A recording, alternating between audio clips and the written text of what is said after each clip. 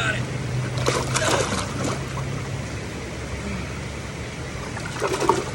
Okay, that's a jump.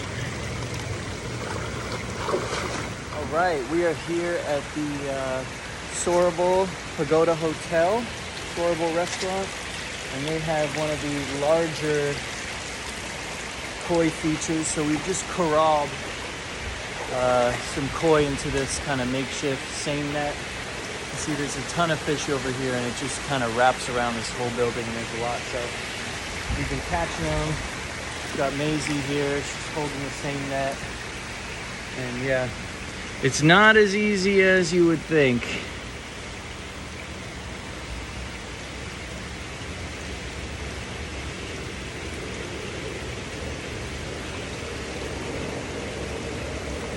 Especially if you want to get a specific one.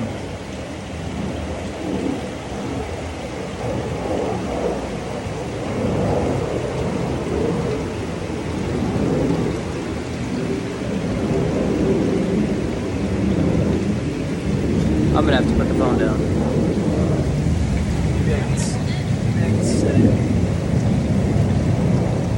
you want me to hold it?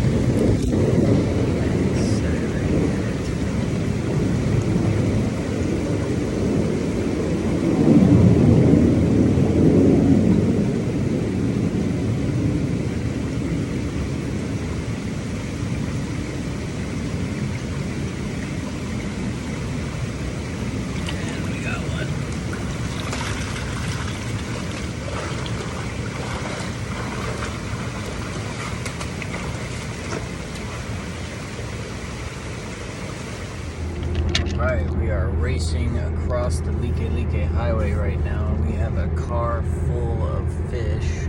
All of our back trunk area is full. Maisie's making sure nothing blows out of here. And yeah, we're gonna get these fish safely to their new homes. There's the Valley of the Temples. And we are moving all the koi to one of those ponds. Been quite a stressful drive. Maisie's getting nauseous looking back and making sure nothing flies out of the car, although we have strapped everything down. And we've got the air conditioning running inside. We're gonna quickly unload the fish that are on the outside because of the temperature. But luckily it's not too sunny of a day. Yeah. Okay, Damien Beri with the Waikiki Aquarium Service, and this video is about how to move large amounts of koi safely to a new location. So we recently cleaned out this smaller pond body at the Byodo-In temple, which is this beautiful temple in the Valley of Temples in Kaneohe in Hawaii. And so here's what we do. We've got our air pump kind of makeshift strapped down, and we run air lines into these containers. And what we do, and this is the important part, is obviously you want to gently net the fish. You don't swoop the net, you kind of corral the fish into the net, let the fish swim into the net, then pick it up, cover the net so the fish doesn't jump out. They are jumpers. Koi are notorious jumpers. And then we use contractor bags. So we go to Home Depot, we get these contractor bags, they're about 60 cents a piece. And then we get these storage bins, the black ones, and we put the water inside the trash bags, inside the bins. We use about 50% fresh water and 50% of the water that the fish originally came from. We run the airline tubings into the bags, and then we double knot these ties after we put the fish in, because koi will jump out. And these bags, what they do is they prevent the fish from getting damaged when they're startled or scared. So the bags actually stop them from getting scratched on their body, and it keeps them healthier in the long run. And then what we do is we get a cart, we put the crates onto the cart, we bring them as close to the body of water as possible, and then we slowly acclimate the fish with water from this system into this one. About 15-20 minutes of acclimation per bin. We bring them all at once. Temperature is your biggest concern in this process. You want to make sure nothing gets too hot or warm. And then, yeah, you just kind of want to move quickly but patiently and take your time, but don't really take your time. Just don't make mistakes, don't drop fish, don't let them jump out. Be as careful as you can. And we're going to show you how we do this now. You want to get as many people as you can to help you in this process. So here's our first one. Here's our bucket. We're going to fill some water in here. And you really want to have your hands ready in case one of these fish Here's our double knot. I'm gonna set this down for a sec.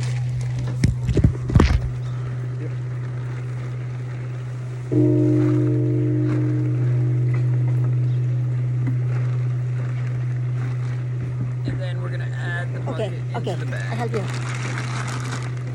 Thank you. As much help as we can.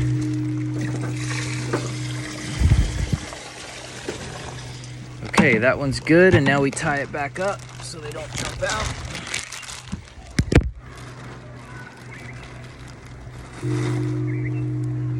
Okay, moving on.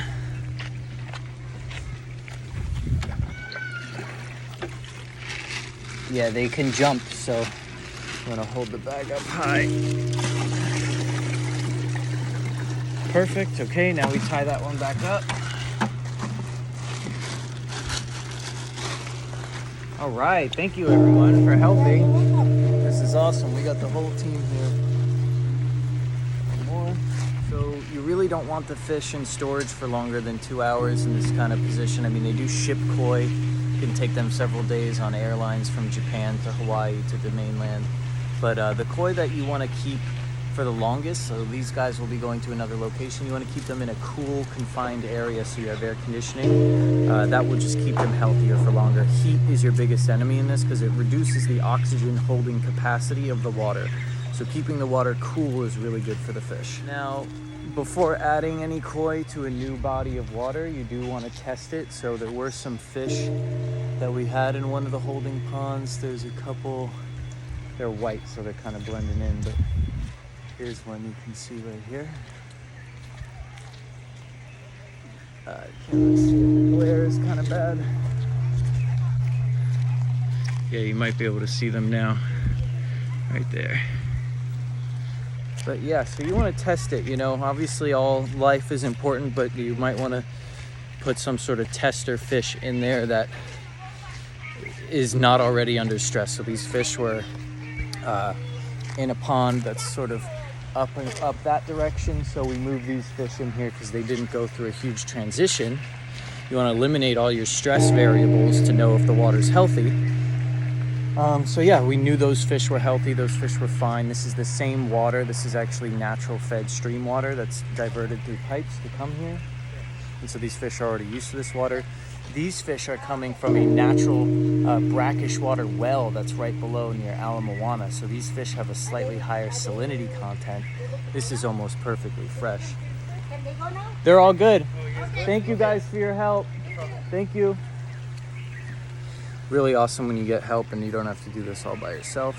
But yeah, so these fish were from a more brackish environment. So we do need to make sure that we control the variables when adding fish to this site. So the original 3 that are in here, the tester fish, were from this particular water, just in another body. These fish just went through a large moving period, catching them in nets, stressful on them, reduces their slime coat, and we're acclimating them to a new type of water. So a lot of variables to control, so that's why tester fish are important. So while these fish are acclimating, I'll give you guys a little background on this pond. So this pond didn't have any koi in it. It was just full with tilapia and red devils, which are kind of an invasive species here in Hawaii. They just take over ponds. So we cleaned this whole thing out. It was pretty dirty. So you see lots of leaves, lots of trees, so lots of stuff falls in here. We're waiting for sprinkler heads for each one of these, so there's going to be fountains in here. And I'll show you the main body of water, which is connected via this bridge, which we've capped off. And so this is the primary body of water here. You can see there's a couple koi, but mainly there's tilapia and red devils, which we got to get rid of. So check this out. There's even a couple arowanas in this pond. But yeah, so eventually we're gonna drain and clean this whole thing, and so we're gonna split up the koi from here and here and just keep it koi only, because the tilapia and red devils, they just pollute the system, and they're not, if you're a koi person, it's not really a good thing to have. Yeah, you can see how enjoyable it is for everyone. The kids are feeding the fish. This is just a really special place for Hawaii, so we're doing our part to kind of keep it that way and improve it if we can, you know. So yeah, we're gonna go back. So you can see how much cleaner this pond is. You can actually see the bottom. Now, one of the things we deal with in Hawaii too are tadpoles from the bufo frog, the cane toad. Poisonous animal, can actually kill your dog if they get it. But there's really nothing you can do to get rid of these tadpoles. Yeah. All right, so I think we're gonna start adding some fish. This cat's looking pretty hungry. All right, Maisie, you wanna film me doing this? Maisie, I'm gonna start adding some of the fish.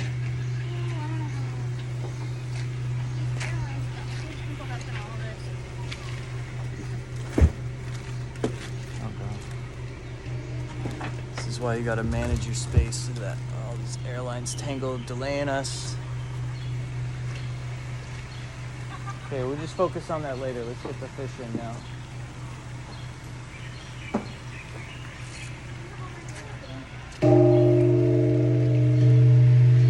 Okay, so we're gonna use the fine mesh net. This is a sediment silt net. This is pick these up at pool supply shops.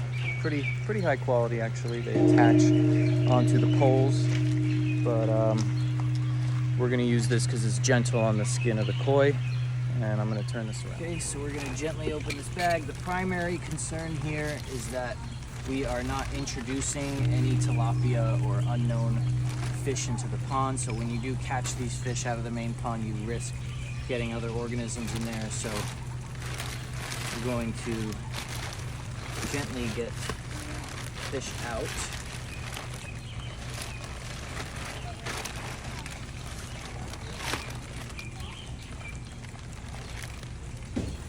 Got a really awesome black one here.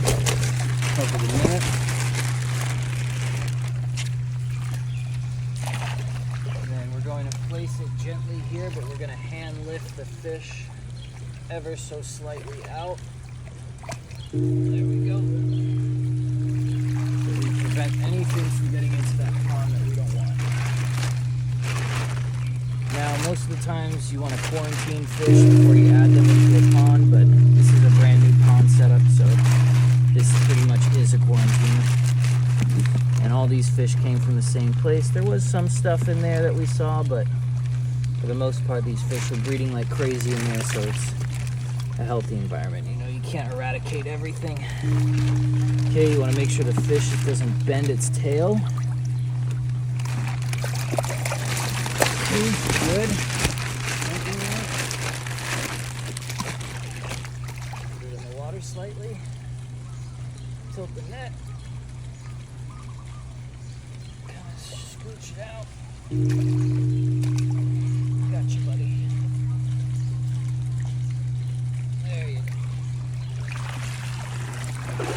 Now we do salt these containers a bit before putting the water in. That way, you know, the slime coat of the fish is, you just have a little bit more electrolytes for that. Because all this handling, all this netting, you know, it opens them up for infection possibly.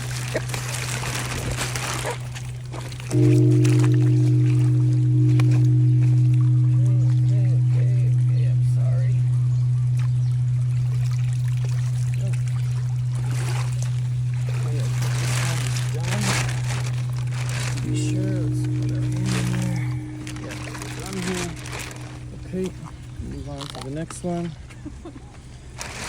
Step.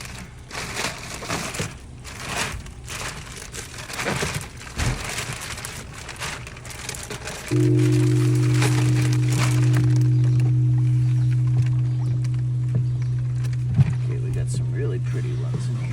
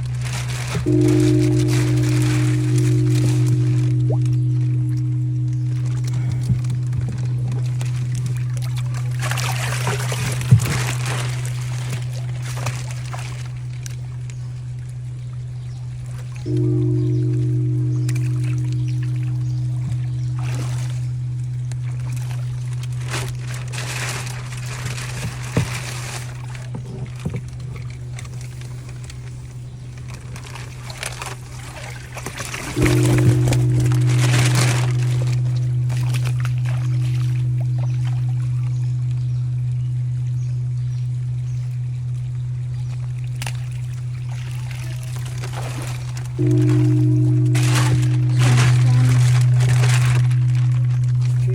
empty on that.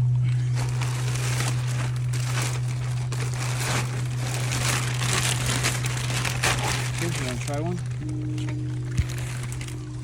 Okay, we're gonna let Maisie try. Most important thing is making sure we don't get any foreign fish in there, just koi. You go head first. You just kind of want to get the body long ways in the net.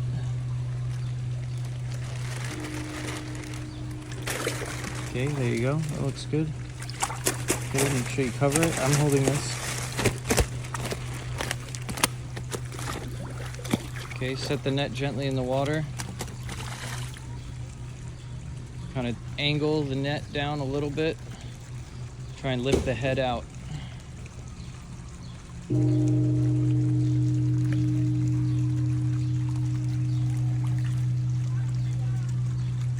There you go. Perfect. Water's chilly.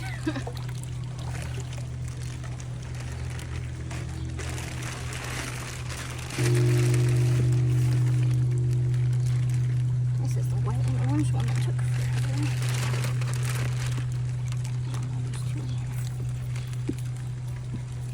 There's the guy. Nice gold one.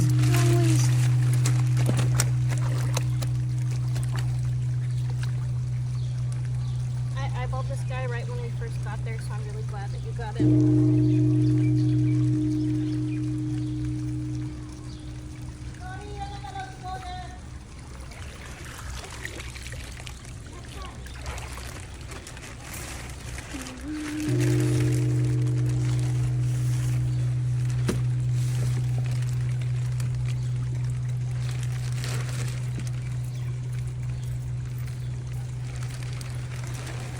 This guy has some really shiny silver scales. Perfectly matches the net. Oh yeah, this is the one you didn't even know you had in there.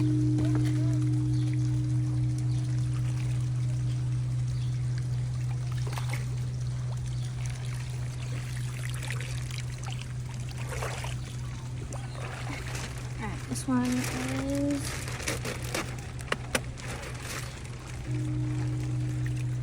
how? One with this, right? Yeah. Okay, moving on.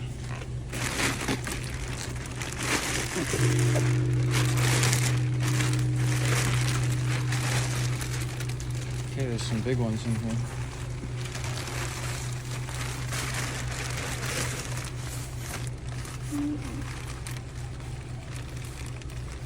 Oh, this is the one with the jumpy ones.